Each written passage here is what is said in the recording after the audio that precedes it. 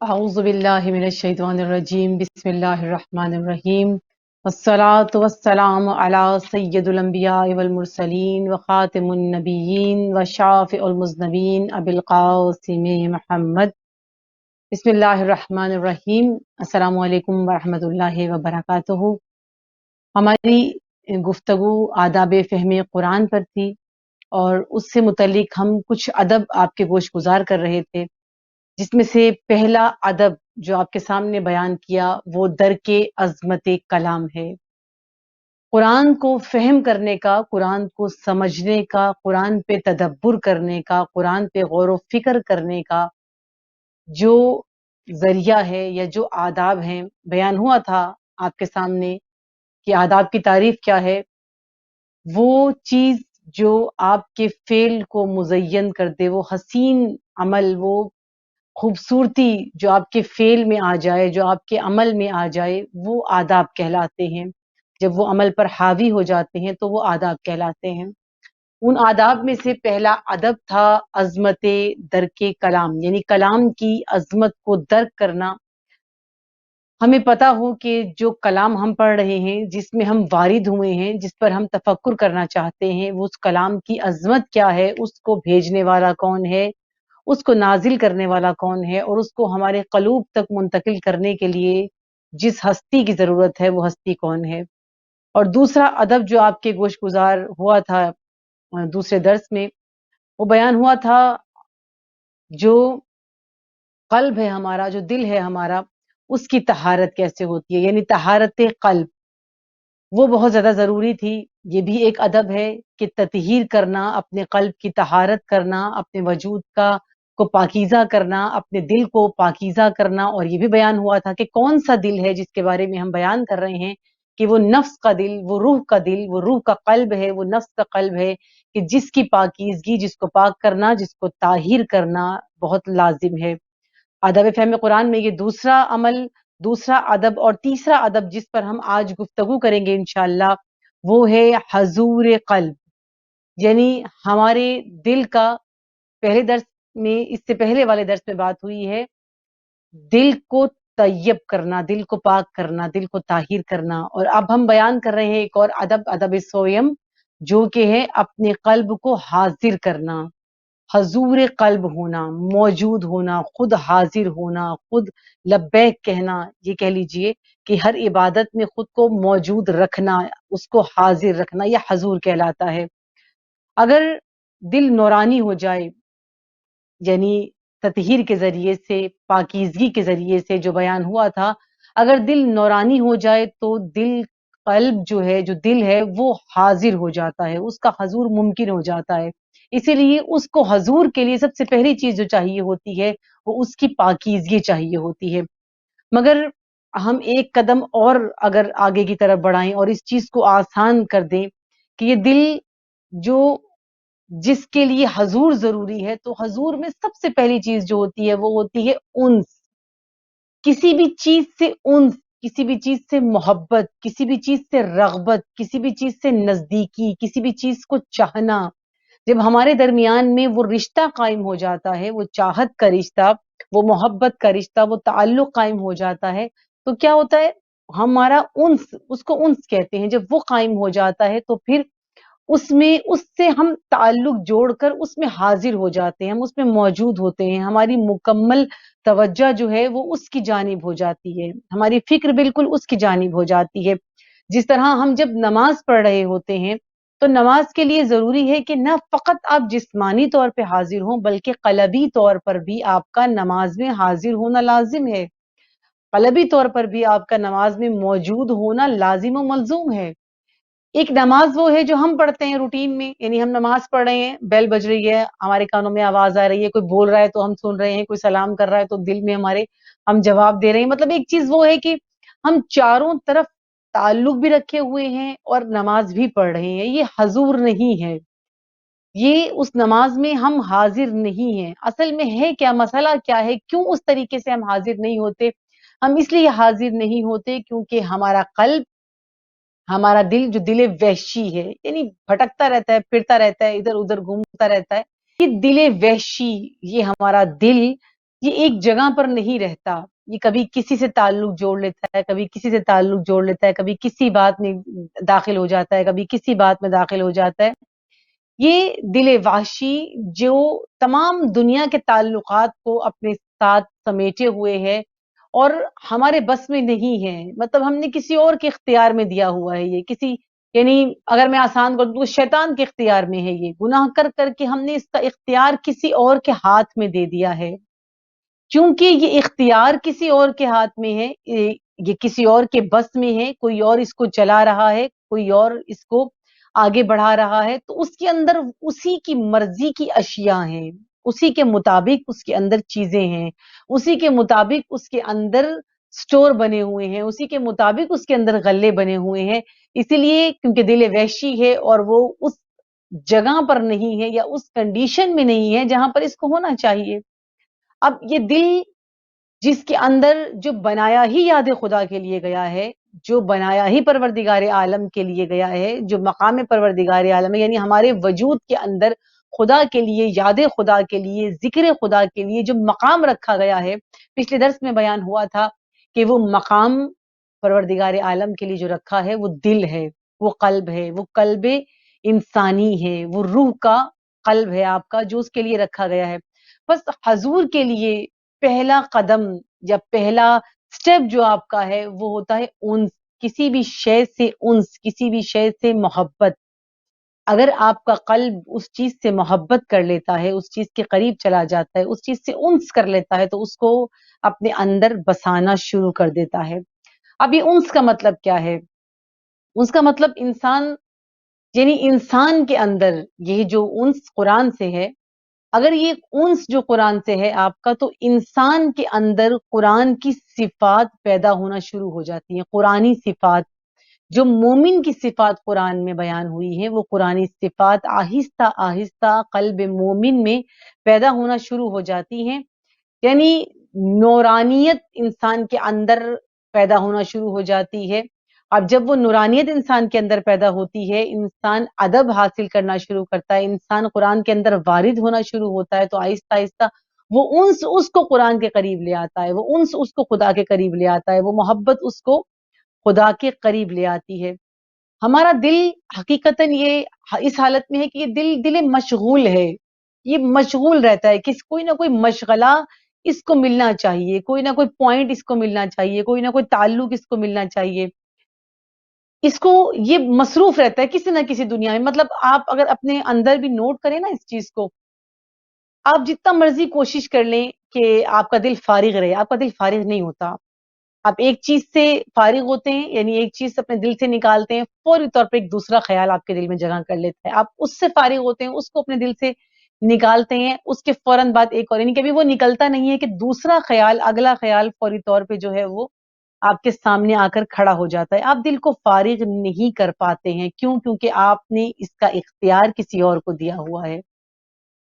دل کو فارغ کریں، دل کو یعنی جس چیز نے دل پر قبضہ کیا ہوا ہے، جو چیز دل پر قبضہ کر کے بیٹھی ہوئی ہے، ان سے چھٹکارا پایا جائے، ان سے دور ہٹا جائے، کیونکہ انہوں نے ان چیزوں نے جو ارد گرد کی ہماری چیزیں جو ہمارے دل کے اندر قبضہ کر کے بیٹھی ہوئی ہیں، انہوں نے ہمیں خدا سے غافل کر دیا ہے، انہوں نے ہمیں قرآن سے غافل کر دیا ہے، ان چیزوں نے ہمیں کتاب ہدایت سے غافل کر دیا ہے، انہوں نے ہمیں ہدایت سے غافل کر دیا، اور اس وجہ سے ہم کسی بھی چیز میں حضور نہیں کر پاتے، ہم کسی بھی چیز میں داخل نہیں ہو پاتے، ہم اسے سمجھ نہیں پاتے صحیح طرح کہ جس طرح سمجھنے کا حق ہے۔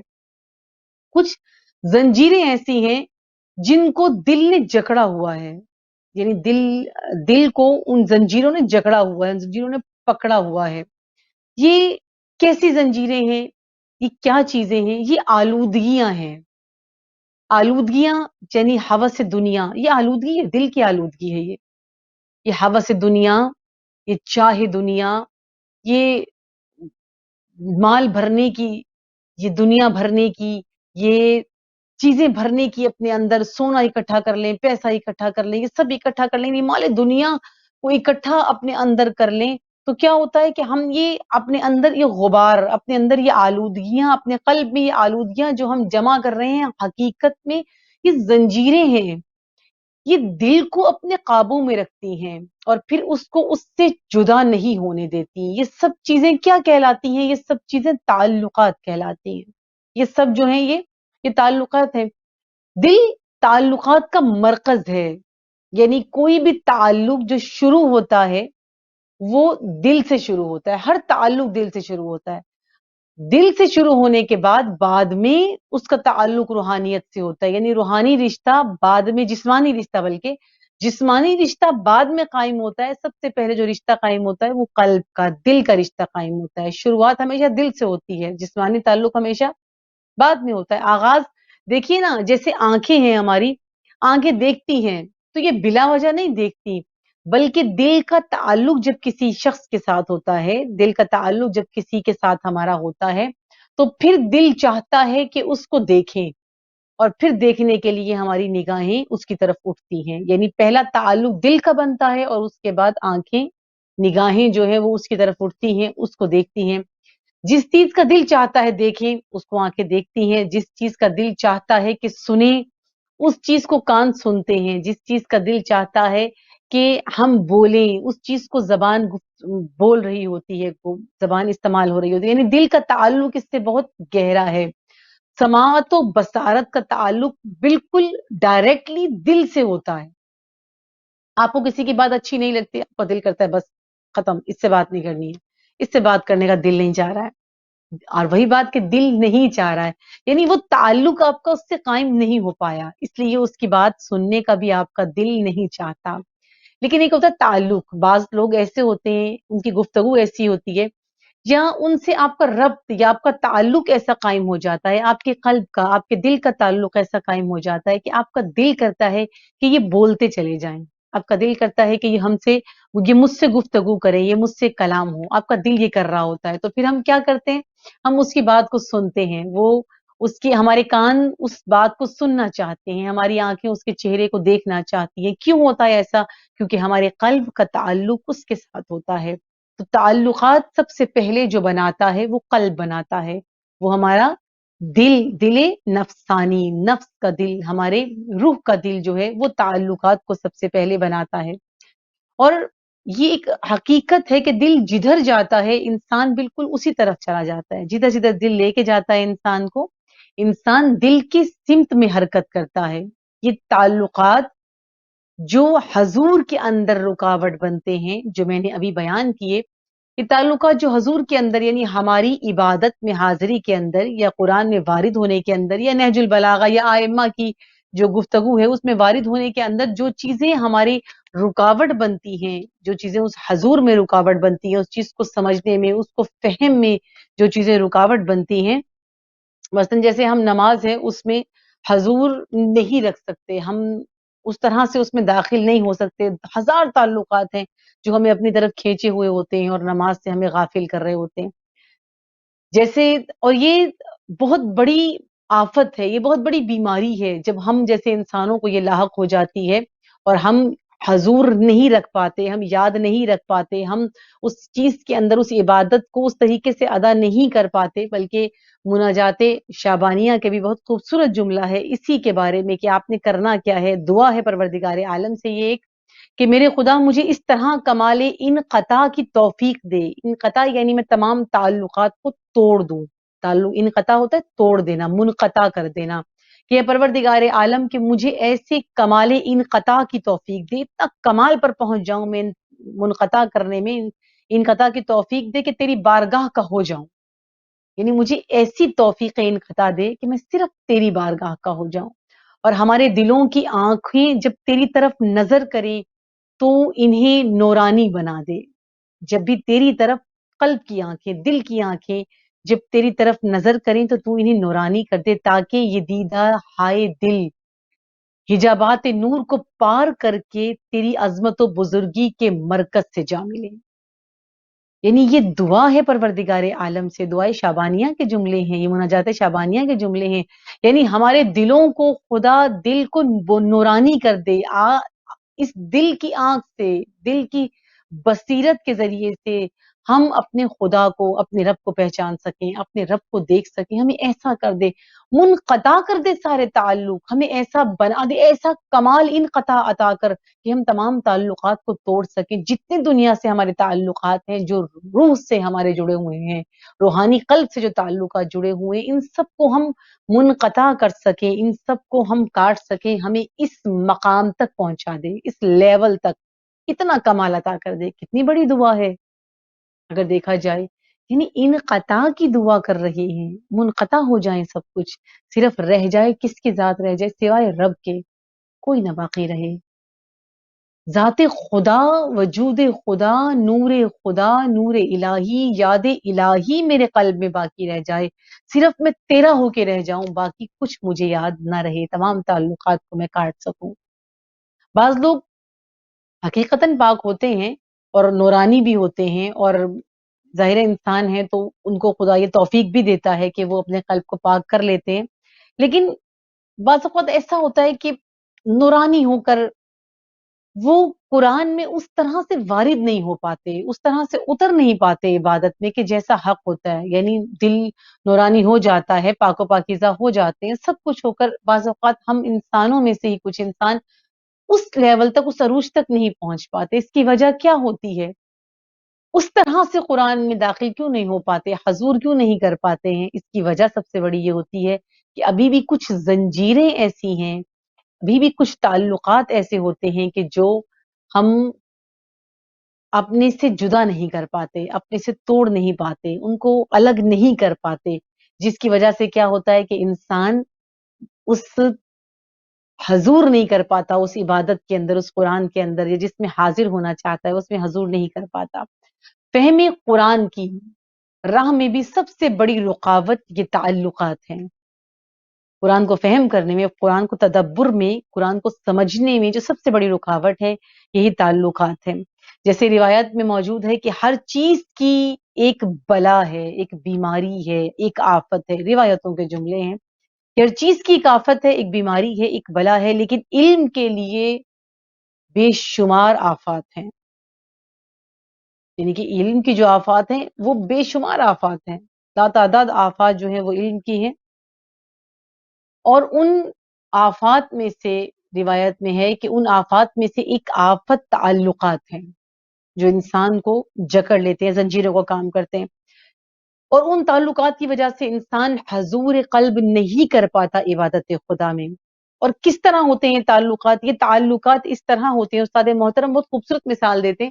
استاد محترم کہتے ہیں یہ تعلقات انسان کے وجود میں اس طریقے سے ہوتے ہیں کہ جیسے ہمارے جبڑوں کے اندر، ہمارے یہ جو دانتوں کے نیچے جو ہمارے لگے ہوئے ہیں جبڑے، ان کے اوپر جو دانت لگے ہوئے ہیں، یعنی یہ جبڑوں کے اندر پیوست ہیں، یہ دانت ہمارے ان کے اندر پیوست ہیں، جس طرح یہ اس ماس کے اندر، اس جبڑوں کے اندر پیوست ہے دانت، بالکل اسی طریقے سے تعلقات انسان کے قلب کے اندر پیوست ہو جاتے ہیں۔ جس طرح انسان کے دانت کو کسی چیز سے ہلایا جائے، نکالا جائے، تو ایک دم سے پورے وجود میں تکلیف اٹھتی ہے، پورے وجود بے چین ہو جاتا ہے، پورا وجود لرز جاتا ہے۔ بالکل اسی طرح ہوتے ہیں یہ تعلقات جو گڑے ہوئے ہوتے ہیں، جڑے ہوئے ہوتے ہیں ہمارے اندر، جب ان تعلقات کو انسان نکالنے کی کوشش کرتا ہے، کیونکہ ضروری بھی ہے انہیں نکالنا، جو آپ کے روح کے اور نفس کے قلب کے اندر تعلقات، یہ زنجیریں جکڑی ہوئی ہیں، اور میں بیان کروں گی آگے جا کے کہ یہ کون سے تعلقات ہیں اور کیسے منقطع کرنا ہے، کیسے انقطاع کرنا ہے ان کا۔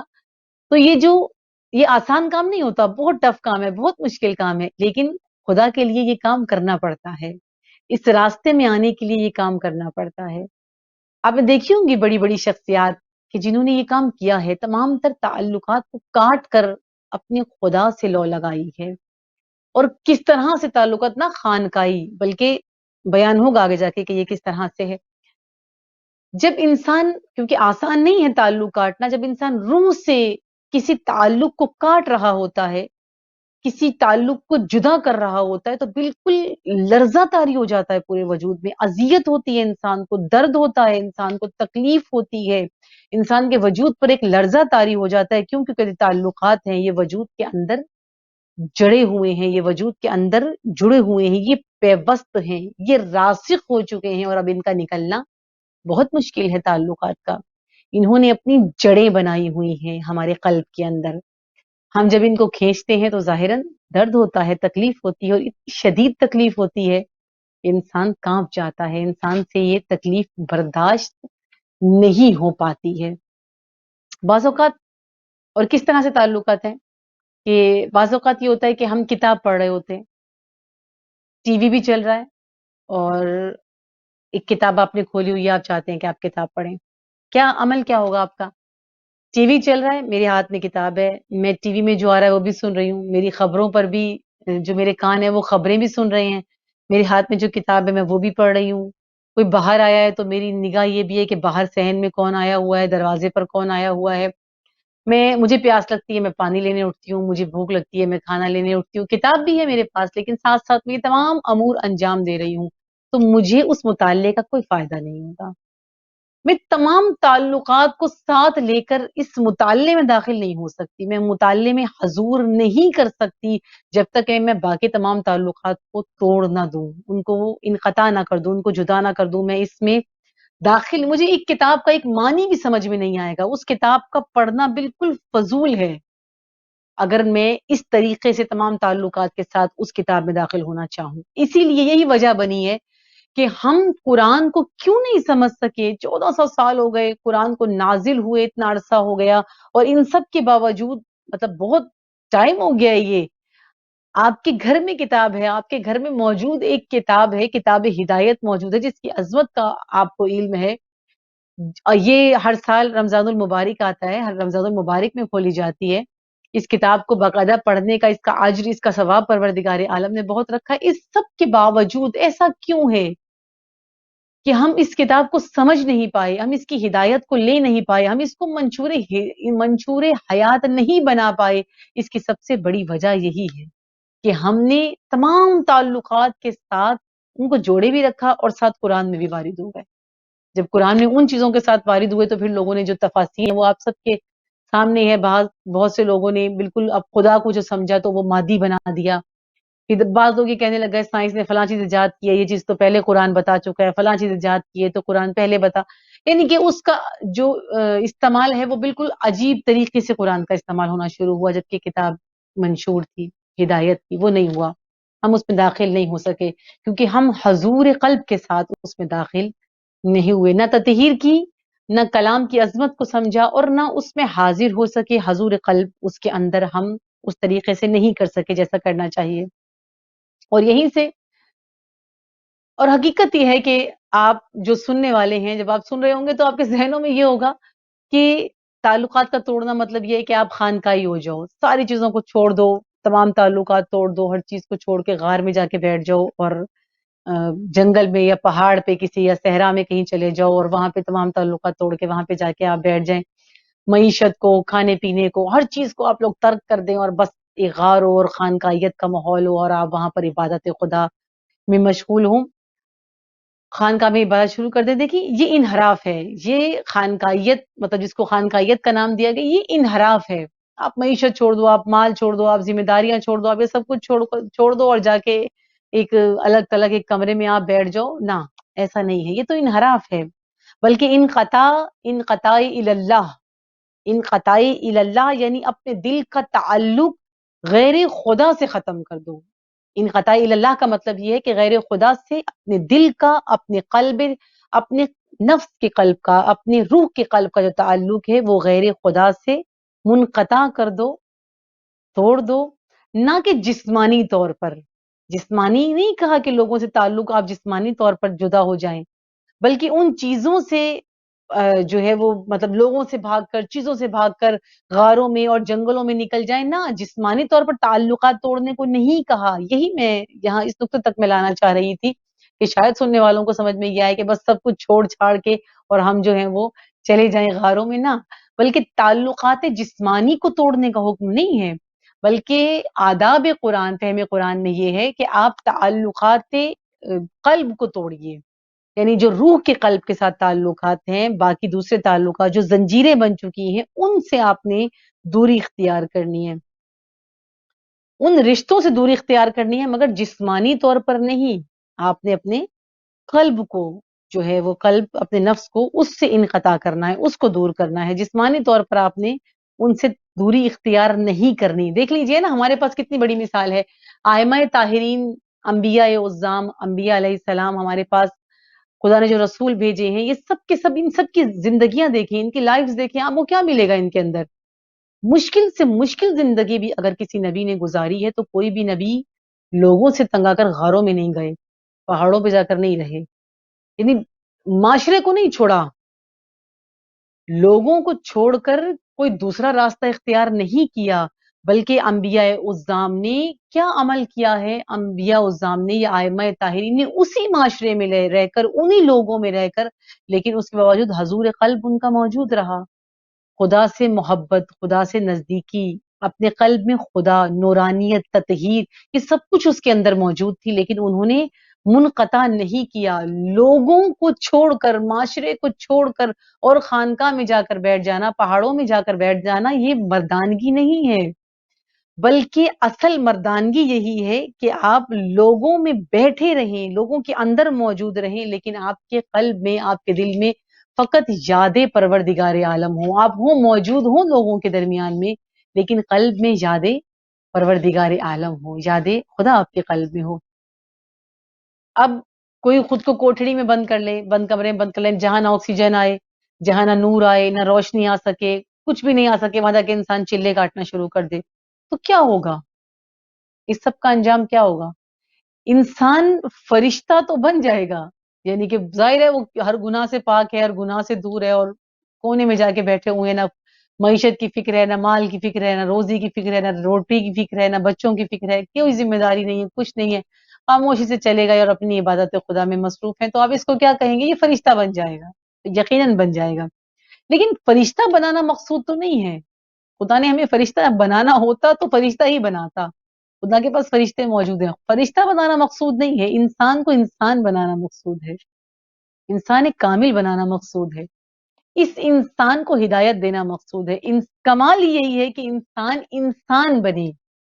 فرشتہ بننا کمال نہیں ہے، وہ تو انسان بن جاتا ہے. گناہوں سے آپ دوری اختیار کریں گے، پاکیزگی کی طرف انسان جائے گا تو خود بخود فرشتے کی صفت میں آتا رہے گا. لیکن نہ، دنیا سے توڑ کر تمام اپنے فرائض، اپنی ذمہ داریاں، اپنے بچے، اپنی بیوی، اپنا مال، اپنا شوہر، اپنا گھر بار، یہ سب کچھ چھوڑ دینا، غیر ذمہ دار ہو جانا اور غار میں چلے جانا، یہ انسان انسان کے مقام تک فائز نہیں ہو سکتا. انسان یہ ہے کہ انہی انسانوں کے درمیان میں رہے اور انہی میں رہ کر تعلقات قلبی کو توڑ دے، رہے انہی کے ساتھ، جڑے انہی کے ساتھ، جسمانی تعلقات انہی کے ساتھ رکھے، لیکن قلبی تعلقات جو ہیں، اپنی روح کے قلب کے تعلقات جو ہیں، وہ انسان ان کے ساتھ منقطع کر دے، ان کے ساتھ انقطاع کر دے، ان کا توڑ دے، انہی میں رہ کر اس میں یاد خدا کو بسا لے. یہ دل کسی کے سپرد نہ کرے. جب ہمارے دل میں اور چیزیں آ جاتی ہیں نا، یہ دل کسی کے ہاتھ میں چلا جاتا ہے، دل کسی کے سپرد ہو جاتا ہے، کسی کے اختیار میں چلا جاتا ہے. اپنا دل کسی کے اختیار میں نہ دیں، اپنا دل کسی کے سپرد نہ کریں کہ وہ آپ کو چلائے، وہ اس کی مرضی سے آپ چلیں، وہ جیسا کہے ویسا آپ کریں، وہ جیسا دیکھنا چاہے ویسا آپ دیکھیں، وہ جیسا پڑھانا چاہے ویسا آپ پڑھائیں. نہ، کسی غیر خدا کو اپنا دل نہ دیں. اگر دل دینا ہے تو خدا کو دیں. یہ اصطلاحات جو پیار محبت کی بہت سی اصطلاحات تھی نا، یہ اصطلاحات خدا کے لیے تھی، یہ ائمہ کے لیے تھی، یہ پاکیزگی کے لیے تھی، جو اب لوگوں نے گندگی میں استعمال کرنا شروع کی ہیں. جیسے عشق جو اصطلاح ہے، عشق کا معنی یہی تھا کہ پاک کو پاک سے ہوتا ہے. اب وہ عشق و عاشقی جو ہے وہ دنیاوی چیزوں میں لے کے چلے گئے ہیں. عشق کا معنی یہی ہے، جو پاک کو، پاکیزہ نفس کو، کسی پاکیزہ ہستی سے جو عشق ہوتا ہے، اس کو عشق کہتے ہیں. وہ ہوتا ہی عشق ہے. یہ پیار محبت جو یہ دنیاوی سارا کچھ ہے، یہ سب شہوتیں ہوتی ہیں زیادہ تر. موسٹلی یہ نر اور مادہ کا جو سلسلہ ہے، یہ سب کچھ وہی ہے. لیکن جو پاکیزہ کو، یعنی کہ ایک شوہر اگر بیوی سے کہہ رہا ہے کہ مجھے عشق ہے، نا محبت کہہ سکتے ہیں آپ، عشق نہیں کہہ سکتے.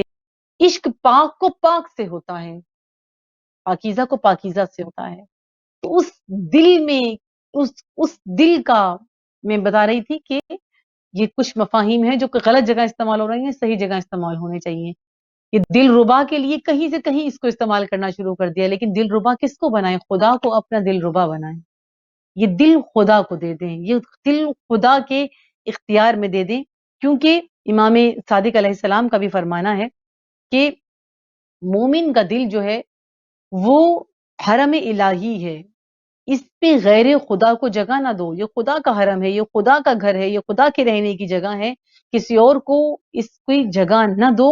اور مومن کا دل خداوند عالم کا عرش ہے، امام فرما رہے ہیں کہ مومن کا دل خداوند عالم کا عرش ہے۔ کتنی بڑی بات ہے کہ مومن کا دل عرش الہی ہے۔ اب عرش الہی پہ حکومت کس کی ہونی چاہیے؟ خدا کی حکومت ہونی چاہیے۔ حکمرانی کس کی ہو؟ خدا کی حکمرانی ہو۔ حکم کس کا چلے؟ خدا کا حکم چلے۔ بات کس کی چلے؟ خدا کی بات چلے۔ گفتگو کس کی چلے؟ خدا کی گفتگو چلے۔ حکم صادر ہو تو خدا کا حکم صادر ہو، یعنی وہ دل جو عرش الہی کہلا رہا ہے، وہاں تو ساری کی ساری سلطنت پروردگار عالم ہے۔ تو جہاں سلطنت جس کی ہوتی ہے، حکم اسی کا چلتا ہے، حکم اسی کا صادر کیا جاتا ہے۔ اگر دل خدا کی طرف چلا جائے تو جسمانی طور پر کسی بھی مطلب کوئی فتح جسمانی طور پر کہاں پر ہوں، یعنی دل اگر آپ کا خدا کی طرف ہے تو آپ جسمانی طور پر آپ کہیں بھی بیٹھے ہوئے ہوں، کوئی فرق اس سے کوئی فرق نہیں پڑتا۔ بلکہ اس کی ایک بہت خوبصورت تمثیل جو ہے مولانا روم جو ہے انہوں نے بہت خوبصورت تمثیلیں پیش کی ہیں، جیسے میں نے اس دن آپ کے سامنے بیان کیا تھا کوے اور بگلے کی بھی ایک حکمت میں غالباً بیان ہوا تھا یہ، تو بہت خوبصورت انہوں نے حکمتیں بیان کی۔ یہ بھی ایک حکمت ہے، یعنی کہ ایک جو ہے وہ فرضی قصہ ہے جو انہوں نے بہت خوبصورت، مجھے بہت اچھا لگا۔ تو اس میری جسمانی کو میں آپ کو سمجھانا چاہتی ہوں، جہاں تک میں لے کے جانا چاہتی ہوں آپ کے اذہان کو، اس کو سمجھانے کے لیے یہ بہت زیادہ مددگار ثابت ہوگا یہ قصہ، اس لیے میں نے اس کو اس میں شامل کیا ہے کہ ایک شخص تھا کہ جس کے 2 بیٹے تھے، ان کی دونوں کی بڑی دینی، بڑی مذہبی قسم کی بڑی بہترین پرورش کی گئی۔ اس شخص کا انتقال ہو گیا تو وہ دونوں بیٹے جو دونوں مذہبی تھے، دونوں دینی تھے، تو انہوں نے 2 الگ الگ راستوں کا انتخاب کیا۔ جو بڑا بیٹا تھا اس نے راستے کا انتخاب کیا خانقاہیت کا، کہ بس اب میں دیندار ہو جاؤں گا، میں دنیا سے کوئی لگاؤ نہیں رکھوں گا۔ اس نے تمام تعلقات جو دنیا کے تھے وہ سارے کے سارے اس نے توڑ دیے، یعنی تمام لوگوں کو، معاشرے کو، کمانا، معیشت، سارا کچھ چھوڑ چھاڑ وہ جا کے غار میں رہنا شروع کر دیا، اس نے وہیں پر رہنے لگا۔ جو دوسرا بھائی تھا اس نے شہر کے بالکل وسط میں، بالکل درمیان میں ایک کپڑے کی دکان کھول لی، وہ وہاں پر کپڑا بیچنا شروع ہو گیا۔ 40 سال تک وہ وہاں پر چلے کاٹتا رہا۔ جو ایک بڑا بھائی تھا وہ 40 سال تک چلے کاٹتا رہا، مصروف رہا اپنے کاموں میں، چلوں میں، ان چیزوں میں بزی رہا۔ اب وہ جب چلے کاٹتا رہا تو یہ ایک فطری عمل ہے، مطلب یہ ہوتا ہے، یہ ہم یہ نہ سمجھیں کہ اس کا تعلق دین سے ہے کہ لوگ جو ہیں وہ سارے کے سارے پھر چلے کاٹنا شروع کر دیں، بلکہ یہ جو ریاضتیں لوگ کرتے ہیں، جو عبادتیں کرتے ہیں، مطلب جاتے ہیں دور دور جگہ پہ غاروں میں، اور بعض لوگ آپ نے دیکھا قبروں میں بھی بیٹھے ہوئے ہوتے ہیں، سارا کچھ ایک فطری عمل ہوتا ہے کہ جب انسان جو ہے وہ اس طرح کا کوئی چلے کاٹتا ہے، عبادتیں کرتا ہے، ریاضتیں کرتا ہے، تو کوئی نہ کوئی ایسی اندرونی اس کی صلاحیت جو ہے وہ باہر نکل آتی ہے، کوئی نہ کوئی ایسی کوئی طاقت ہوتی ہے، روحانی کہہ لیجیے آپ، یا کوئی اندرونی طاقت جو ہوتی ہے وہ انسان کی ابھر کے باہر آ جاتی ہے۔ اب لوگوں نے اس کو عرفان کا نام دے دیا ہے کہ یہ جو مطلب یہ پانی کے اوپر جو لوگ چلتے ہیں اور جو فضا میں معلق رہتے ہیں، سارا کچھ ہے، یہ لوگوں نے ان کو یہ سارا کچھ یہ عرفان نہیں ہے، یہ بعض قوتیں، بعض صلاحیتیں ہیں، اور میں بتاؤں گی کہ اس کی مطلب آپ سب نے بھی شاید دیکھا ہوگا، یہ ایک روحانی قوتیں ہوتی ہیں، یہ کچھ انسان کی جسمانی اندرونی قوتیں ہوتی ہیں، یہ اندر ہوتی ہیں انسان کے، ہر انسان کے اندر ہوتی ہیں، لیکن جو چلے کاٹتا ہے، جو ریاضتیں کرتا ہے، جو اس قسم کے کام انجام دیتا ہے، کافی عرصے تک تنہائی میں جو گزارتا ہے، پھر اس کے اندر یہ چیزیں جو ہے وہ آہستہ آہستہ وہ بھرنا شروع ہو جاتی ہیں، یا ظاہر ہونا انسان کے اندر سے شروع ہو جاتی ہیں۔ جس طرح ایک شخص تھا، میڈیا پہ بھی دکھایا تھا کہ ہالینڈ کا شخص تھا، ایک مرتاز، تو اس نے وائٹ ہاؤس کے سامنے وہ کئی گھنٹے تک، اس کے ایک ہاتھ میں عصا تھی، کئی گھنٹے تک تقریباً 1.5 میٹر فضا میں بلند، وہ بغیر نیچے کسی چیز کے وہ بلند رہا تھا، فضا 1.5 میٹر کے قریب وہ بلندی کے اوپر فضا میں وہ معلق رہا تھا، اور اس کے ہاتھ میں صرف ایک عصا تھی۔ مسلمان نہیں تھا، خدا کے مطلب عبادت گزار نہیں تھا۔ تو جب اس سے پوچھا کسی نے کہ تم نے یہ سب کچھ کیوں کیا ہے، یہ عمل کیوں کیا ہے، تو اس نے کہا کہ جی مشہور ہونے کے لیے، لوگوں کی توجہ میری طرف ہو، لوگوں کو پتا چلے کہ میں کون ہوں اور میرے اندر کیا کیا کوالٹیز ہیں، کیا کیا خصوصیات ہیں۔ خیر یہ چلے کاٹنے سے جو ہے یہ کوالٹیز انسان کے اندر جو اندرونی صلاحیتیں ہیں یہ انسان کے اندر جو ہیں وہ پیدا ہو جاتی ہیں، اور یہی ہوا کہ وہ جو بڑا بھائی تھا اس کے اندر یہ صلاحیتیں پیدا ہو گئی، یعنی اس نے مسخر کرنا شروع کر دیا جانوروں کو، اس کے اندر یہ اندر سے جو کوالٹیز تھیں اس کی وہ باہر آنا شروع ہو گئی۔ اب جب 40 سال گزرے تو اس نے سوچا کہ میرا بھائی جو بالکل بے دین ہو گیا ہے، معاشرے میں بیٹھ رہا ہے، لوگوں میں بیٹھ رہا ہے، معیشت میں بیٹھ رہا ہے، میں جا کر اسے بتاؤں تو کہ میری 40 سال کی عبادتوں کا، میری ریاضتوں کا کیا نتیجہ نکلا ہے۔ میں دیکھو کتنا ترقی کر گیا اور تم کہاں وہیں بیٹھے ہو ابھی تک، دنیا میں، مال دنیا میں تم مصروف ہو۔ تو اس کا نتیجہ کیا نکلا ہے میں اس کو جا کر دکھانا چاہتا ہوں۔ اب اس نے کیا کیا، گھوڑے کے بجائے وہ زیادہ اپنا دکھانا چاہتا تھا کہ میں نے کیا کیا یعنی کہ تسخیر کیا ہے، تو اس نے شیر کو لیا، وہ شیر کی سواری کی، مطلب شیر پر سوار ہو کر اس شہر پہنچا، عصا کی جگہ اپنے ہاتھ میں اس نے جو ہے، یا تازیانے کی جگہ اس نے اپنے ہاتھ میں سانپ لے لیا۔ وہ بھاگتا توڑتا جو ہے وہ جنگل سے نکلا، اپنے اس غار سے، جنگل سے نکل کر وہ پہنچا وہاں پر شہر کے بالکل درمیان میں۔ اب جب لوگوں نے دیکھا تو بھگدڑ مچ گئی شہر میں، لوگ بھاگنا شروع ہو گئے، شیر پہ بیٹھ کر ایک انسان آ رہا ہے جس کے بڑے بڑے بال ہیں اور برا حال ہے اس کا۔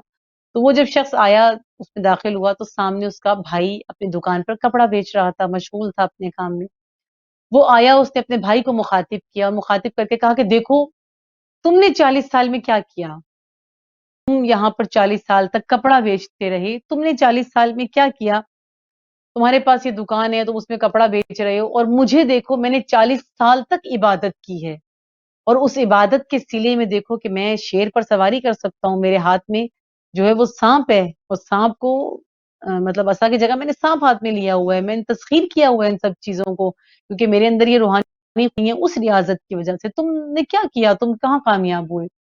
تو ظاہر ہے بڑا بھائی تھا، وہ چھوٹا بھائی دکان سے باہر آیا، اس نے ادب کے ساتھ اسے سلام دعا کی، بہت عرصے کے بعد ملاقات ہوئی تھی۔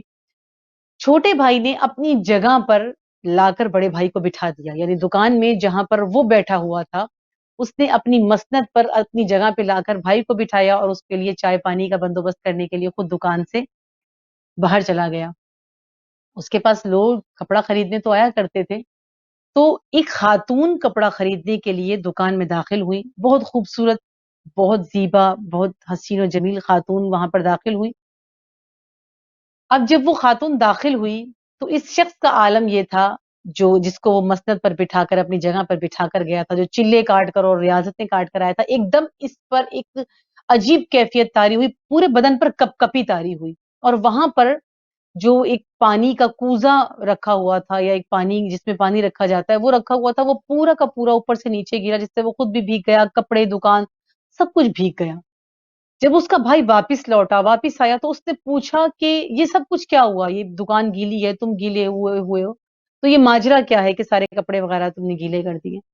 تو اس نے کہا کہ تو جہاں بیٹھتا ہے یہ تو گناہ کی دکان ہے، یہ تو گناہ کی جگہ ہے، یہ تو معصیت کی جگہ ہے، وہ تو یہاں بیٹھ کر گناہ گار ہو رہا ہے، وہ تو گناہ کرتا ہے یہاں پر بیٹھ کر۔ تو اس نے کہا ماجرا کیا ہے، ہوا کیا ہے؟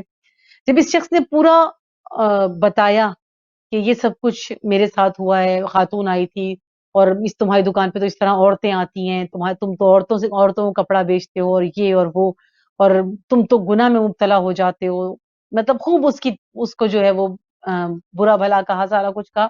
تو اس پر اس نے بہت خوبصورت بات کی، جہاں تک مجھے آپ کو پہنچانا تھا، اس نے بہت خوبصورت بات کی۔ اس نے بھائی نے جو جواب دیا، اس نے کہا کہ 40 سال تک تم غاروں میں گزار کے آئے ہو، 40 سال تم نے غاروں میں گزارے ہیں، ان جگہوں پہ تم نے گزارے ہیں، تم نے اپنے آپ کو جسمانی طور پر تو منقطع کیا، تم نے انقطع کر دیا، سب کو چھوڑ دیا، جسمانی طور پہ تم نے لوگوں سے تعلقات چھوڑ دیے تھے، مانا تم نے چھوڑ دیے تھے، لیکن تم قلبی طور پر ان سے تعلق نہیں توڑ سکے، قلبی طور پر تم یہاں موجود تھے، تمہارا قلب جو ہے وہ ان سے جدا نہیں ہو سکا قلبی طور پہ، یعنی 40 سال کی ریاضتوں کے باوجود تم انقطاع نہیں کر سکے، تم اپنے قلب سے ان تعلقات کو نہیں توڑ سکے۔ 40 سال عبادت کے بعد جو شخص اپنے دل سے ان تعلقات کو، اپنے قلب سے تعلقات کو نہ توڑ سکے، لیکن جسمانی طور پر تعلقات کو توڑ کر وہ چلا جائے، تو اس کو یہ تمام خصوصیات، وہ ان سب کچھ کا تو ہو سکتا ہے، لیکن اس کے بھائی نے کہا لیکن میں یہاں پر لوگوں کے درمیان میں، معاشرے کے درمیان میں، انہی خواتین کے، انہی مردوں کے درمیان میں بیٹھ کر